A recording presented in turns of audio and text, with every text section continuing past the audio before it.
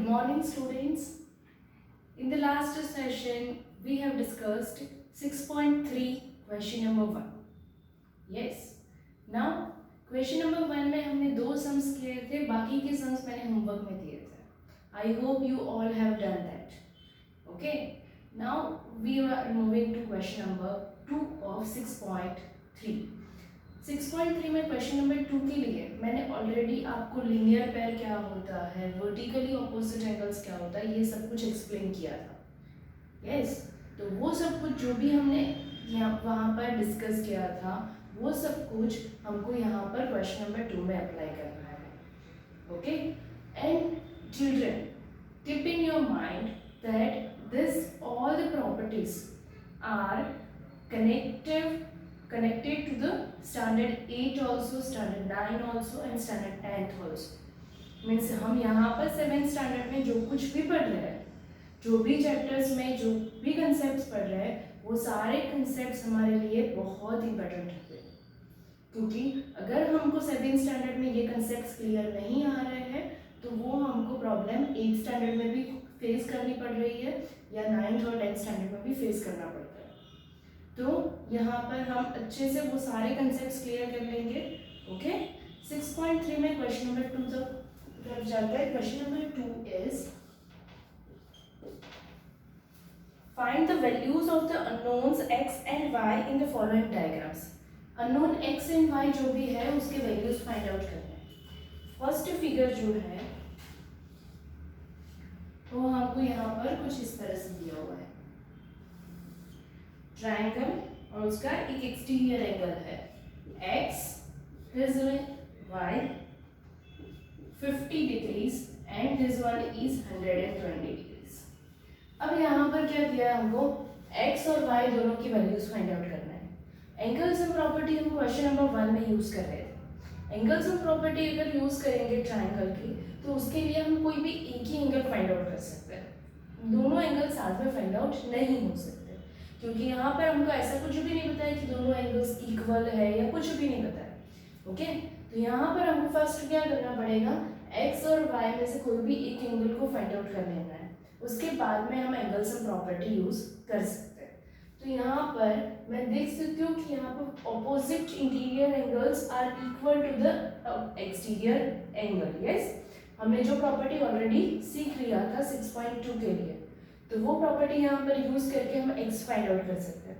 Otherwise second तरीका क्या है हमारा, अगर हम लीनियर पेयर के जैसे यूज करके y फाइंड आउट कर सकते हैं.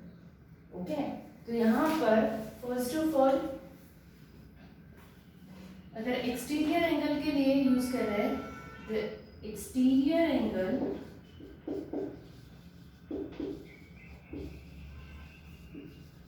Of a triangle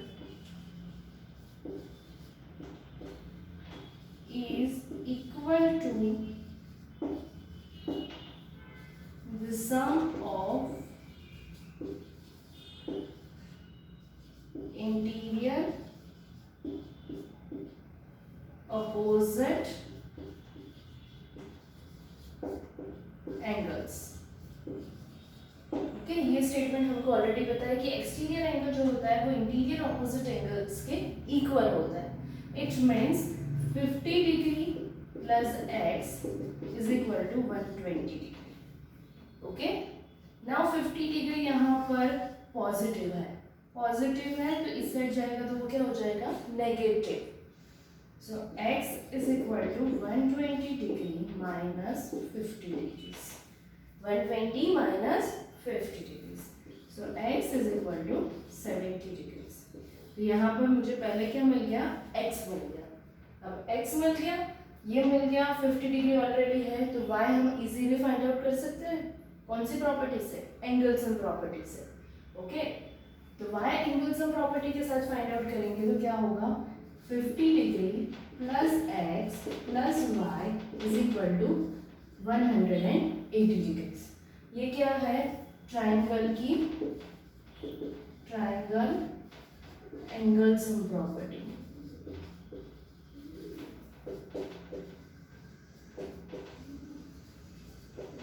angles and property of the triangle.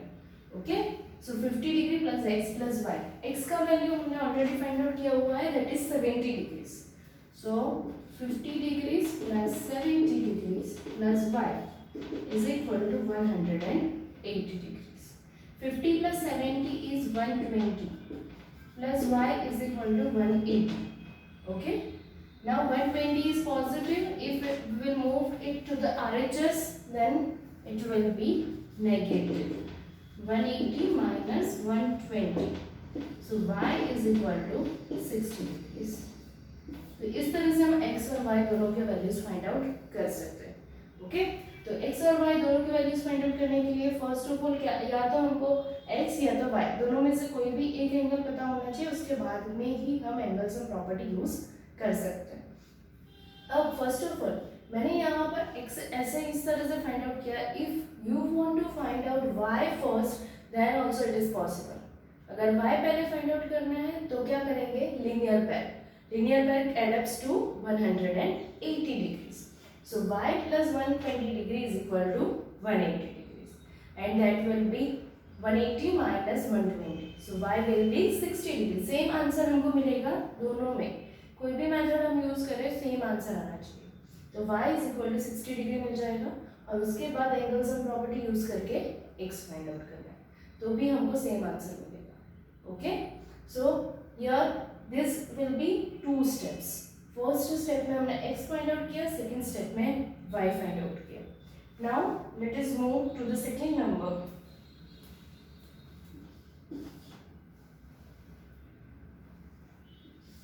Second number का फिगर हमको कुछ इस तरह से दिया हुआ है. This angle is of 80 degrees. This is y, here it is x, and this angle is 50 degrees. 50 degree x, y and 80 degrees. Okay. तो फर्स्ट क्या, यहाँ पर ये दोनों x बना रहे हैं, x फॉर्म हो रहा है, मतलब क्या है, vertically opposite angles, and vertically opposite angles are always equal. तो यहाँ पर y का वैल्यू डायरेक्ट हो जाएगा, y is equal to 80 degrees. वो हम कैसे बोल सकते हैं, because y and 80 degree are vertically opposite angles. Vertically opposite angles के वजह से y 80 डिग्री मिल गया. तो y तो पहले से ही हमको मिल गया एक ही स्टेप में. ओके. अब यहाँ पर x फाइंड आउट करना है. So x plus y plus 50 is equal to 180. Angle sum property of the triangle. यहाँ पर लिखना पड़ेगा angle sum property of triangle. Okay. x plus y plus 50, y का वैल्यू यहाँ पर है 80. So x plus 80 plus 50 is equal to 180. So x will be 80 plus 50. 80 plus 50 is 130 degrees. 130 is equal to 180. ये 130 है, अगर ये RHS में गया तो क्या हो जाएगा, minus x is equal to 180 minus 130. So x is equal to 180 minus 130, 50 degrees. तो इस तरह से हमको x और y दोनों के वैल्यूज मिल गए. ओके. तो फर्स्ट और सेकेंड नंबर यहाँ पे गया. सेकेंड नंबर के लिए कोई भी ऑप्शन नहीं है हमारे पास, एक ही मेथड हम यूज कर सकते हैं, vertically opposite angles find out करके उसके बाद में x फाइंड आउट करना है. ओके. तो फर्स्ट सेकेंड किया. अब थर्ड नंबर जो है वो इजीली सेम आपको इसी तरह से होगा, तो वो थर्ड नंबर आप होमवर्क में कर सकते हो. Third is homework. Fourth is also homework. Fourth and fifth, third fourth and fifth homework.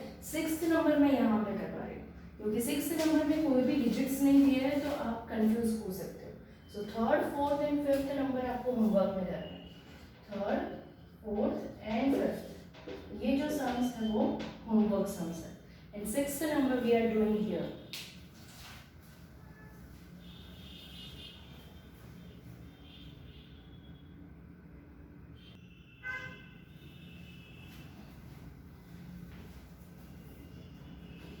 Sixth, here the figure is like this. इस तरह से हमको फिगर दिया हुआ है x x x and here inside the angle is y। ये angle जो है वो y है, ये जो एंगल है x, ऊपर का भी x और यहाँ पर जो एंगल है वो भी क्या होगा x। ये तीन जगह पर x दिया हुआ है, एक है y और यहाँ पर कोई भी डिजिट्स नहीं दिए हैं, तो हमको x और y कैसे फाइंड आउट कर सकते हैं। फर्स्ट ऑफ ऑल यहाँ पर एक्सटीरियर एंगल्स जो है उसका भी, जैसे इंटीरियर एंगल्स का सम क्या होता है 180 डिग्रीज, उसी तरह से एक्सटीरियर एंगल्स का सम भी क्या होगा 180 डिग्रीज। सो यहाँ पर तीनों x है, तो हम डायरेक्ट लिख सकते हैं यहाँ पर x plus x plus x is equal to 180 degrees. Okay, तीनों एंगल्स है x। अब x एक बार जैसे होता है तो हम x लिखते हैं, दो होता है तो क्या करते हैं 2x करते हैं, एंड 3 टाइम्स है तो 3x। So x plus x that is 3x is equal to 180। अब ये 3 जो है यहाँ पर मल्टीप्लिकेशन में है, सामने चला जाएगा तो वो क्या होगा डिवाइड होगा। तो x is equal to 180 degrees divided by 3। 3 1 जा 3 एंड 3 60 जा 180। So x is equal to 60 degree.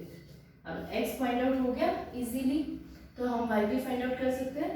y कैसे करेंगे, क्योंकि यहाँ पर y के लिए क्या किया है, ये लोगों ने क्रॉस बनाया, x बनाया मतलब वो क्या है वर्टिकली ऑपोजिट एंगल्स। x बनाया है मतलब वर्टिकली ऑपोजिट एंगल्स होते हैं। So x and y are vertically opposite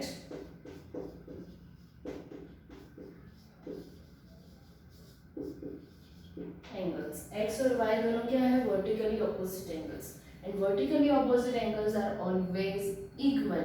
ये मैं बार बार रिपीट कर रही हूँ क्योंकि आपके माइंड में ये फिट हो जाना चाहिए कि वर्टिकली ऑपोजिट एंगल्स इक्वल होते हैं। तो यहाँ पर आपको समझ में आना चाहिए, जब भी आप वर्टिकली ऑपोजिट एंगल्स का प्रॉपर्टी यूज कर रहे हो तो वो दोनों एंगल्स हमेशा इक्वल ही होने चाहिए। ओके, तो y भी क्या हो गया 60 डिग्री, जैसे x 60 है तो y भी 60 है। अब y 60 है मतलब यहाँ पर ये सारी जगह पे y अगर होगा तो भी वो क्या होगा 60 degrees, and all 3 angles are of 60 degrees, it means all 3 angles are equal. और जब भी एंगल्स इक्वल हो जाते हैं तब क्या हो जाता है साइड्स भी इक्वल होते हैं, और वो ट्राइंगल कौन सा होता है इक्विलैटरल ट्राइंगल। ओके, तो यहाँ पर 6.3 में हमने क्वेश्चन नंबर 2 भी खत्म किया। क्वेश्चन नंबर 2 में ध्यान रखना है यहाँ पर कि 2 स्टेप्स आएंगे कि यहाँ पर फर्स्ट x एंड y में कोई भी हम x या तो y दोनों में से कोई भी एक ही चीज़ हो अगर होगी तो ही हम वो एंगल्स हम प्रॉपर्टी से फाइंड आउट कर सकते हैं। अगर वो ऐसे है कि दोनों ही फाइंड आउट करना है तो हमको ऑब्वियसली कोई भी एक और प्रॉपर्टी यूज़ करनी पड़ेगी और उसके बाद एंगल सम प्रॉपर्टी यूज़ होगी। Okay, so I hope you all are clear with this. 6.3 में हमने क्वेश्चन 1 एंड 2 खत्म किया, उसके बाद हमारा आता है 2 special triangles, equilateral and isosceles triangle. Okay, so here 2 special triangles, if we are talking about this, a triangle in which all 3 sides are equal, then it is called equilateral triangle. हमने already discuss किया था, all 3 sides are equal, all 3 angles are equal, and a triangle in which 2 sides are equal is called an isosceles triangle. वो भी हमने decide किया था कि यहाँ पर 2 साइड्स इक्वल होती है, थर्ड साइड जो होती है वो डिफरेंट होती है, तो वो हो जाता है isosceles triangle. Okay, so we will continue with this in the next part.